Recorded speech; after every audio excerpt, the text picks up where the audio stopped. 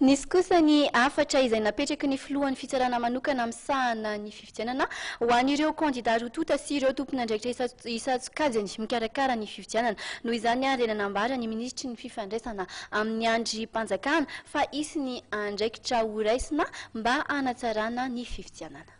Ny antso amin'ny fanarahan-dalàna mandritra ny fifidianana ny filohan'ny fitsarana manokana amsahana ny fifidianana na ny CES. Ny antson'ny candidat Jean-Louis Robinson sy R. Almapianina ary ireo izay mpiaradia amin'izy ireo hitandro hatrany ny fanarahan-dalàna mandritra ny vanim-potoana fifidianana izay. Entanareo zahay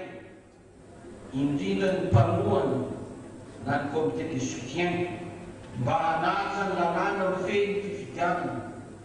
Fantatranareo ny andry izay tsy manaty izany engany mba ho fifidianana madio no halaminy iray aminareo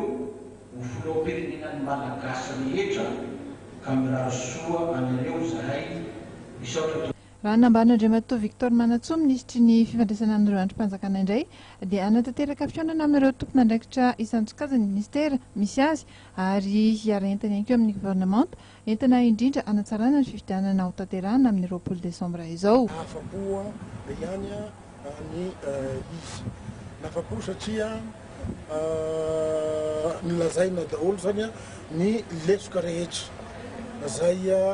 nitranga tamin'iny fanombanana sy ny fikarakarana ny fifidianana iny eny hatramin'ny olona zay tompona andraikitra amin'izany lesoka zany aza dia mitenenina sy le olona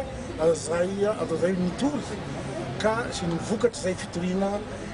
izay dia nolazaina amin'ny paibe maso masara ny demokrasia malagasy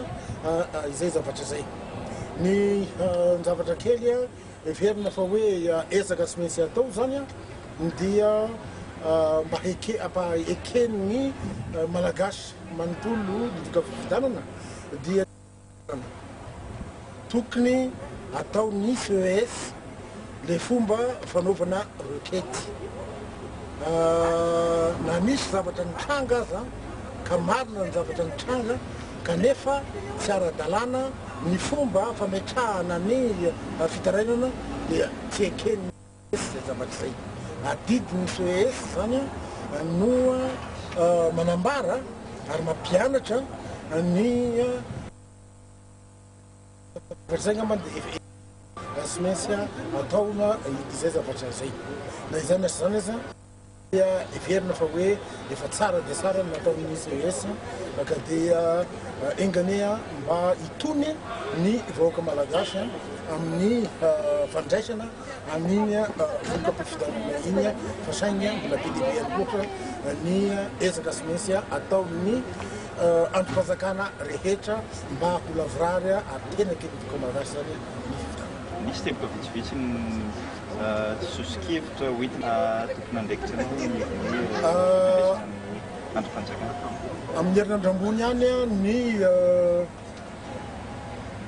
ministera misarona ny fifandraisana amin'ny androm-panjakana dia anantona amin'ireo institution tsirairay avy ireo zay nandro totosa ny fifidianana ary izery ny tokony atao miaraka hoe ahoana ny fomba anasarana ny fifidianana mba ekeniny boka malagasy